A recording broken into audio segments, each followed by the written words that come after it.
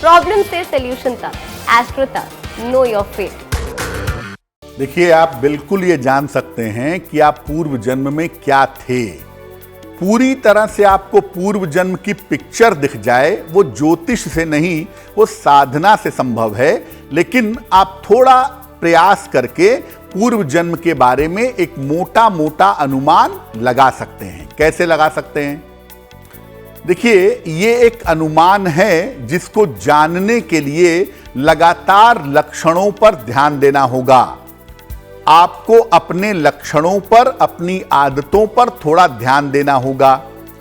ऐसा देखा गया है 90% मामलों में व्यक्ति घूम फिरकर अपने परिवार में ही जन्म लेता है और उसकी मूल आदतें जो होती हैं, बेसिक आदतें जो होती हैं, वो वैसी की वैसी रहती हैं। परंतु जब किसी भावना या इच्छा को मन में लेकर के किसी व्यक्ति की मृत्यु होती है, तो उसी भावना या इच्छा को पूर्ण करने के लिए उसका जन्म होता है। अंते मति सा गति, अंत के समय जैसा विचार होगा, अगले जन्म में उसी विचार के अनुरूप आपका जन्म होगा और तब परिवार की सीमा लागू नहीं होती। कोई विशेष तरह का गुण, अवगुण, आदत, बीमारी या चिन्ह जो बिना किसी कारण से आपके अंदर आ जाते हैं, ये आपके पूर्व जन्म से संबंध रखते हैं। आपने बहुत सारे बच्चों को देखा होगा कि 5 साल की उम्र से बहुत अच्छा गाते हैं, बहुत अच्छा इंस्ट्रूमेंट बजाते हैं। क्यों? सीखा नहीं है उन्होंने, लेकिन उन्हें आता है। क्यों? क्योंकि पूर्व जन्म में वो किया है, वो इस जन्म में उनको आ गया। बहुत सारे छोटे छोटे बच्चे बचपन से ही वेद का पाठ करने लगते हैं। पूर्व जन्म में पाठ किया था, इस जन्म में वो उनको मिल गया। तो आपकी जो आदतें हैं या आपके जो गुण हैं, वो बहुत बार पूर्व जन्म से इस जन्म में ट्रांसफर हो जाते हैं। ईश्वर के विशेष स्वरूप के प्रति आस्था भी आपके पूर्व जन्म के बारे में बताती है।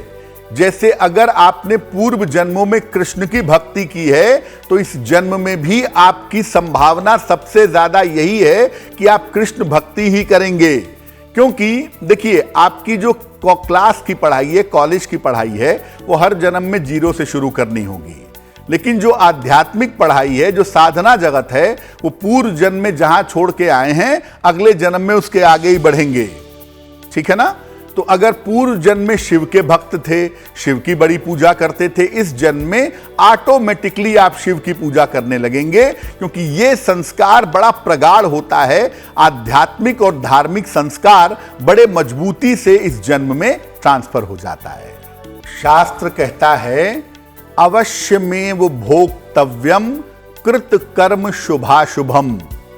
जो शुभ कर्म किए हैं उसका फल भी भोगना है, और जो अशुभ कर्म किए हैं उसका फल भी भोगना है।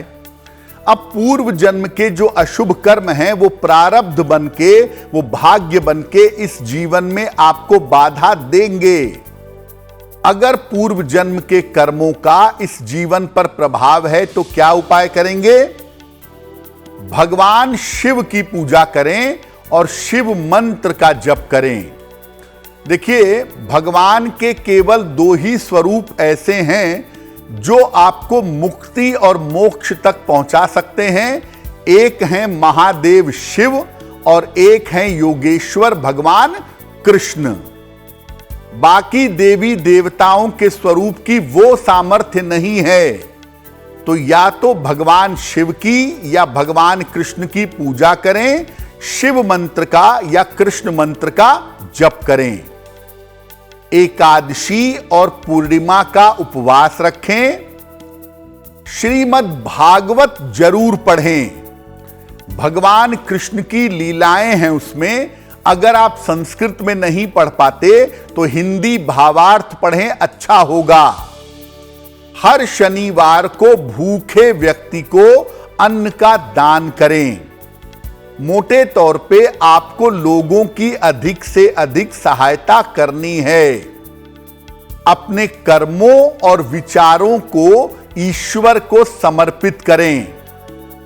देखिए, मानव के जीवन में कर्मों का जो बंधन है वो इतना ज्यादा होता है कि अगर वो जिंदगी भर कर्म भुगतने लगे तो कभी भी वो मुक्त नहीं होगा, क्योंकि पाप हर क्षण होते हैं और कर्म का बोझ बहुत ज्यादा होता है। इसीलिए जब कोई व्यक्ति ईश्वर के मार्ग पर चलता है तो ईश्वर उसके पाप हरण कर लेते हैं, उसके पाप अपने तरफ ले लेते हैं और उसको मुक्त करते आगे बढ़ा देते हैं। इसीलिए भगवान का एक नाम क्या है? हरि। हरति पापम इत्यर्थे हरि। तो अगर आप चाहते हैं कि पूर्व जन्म के पापों का प्रभाव न पड़े, उससे आपको मुक्ति मिले, तो प्रभु की शरण में जाने के अलावा कोई मार्ग नहीं है।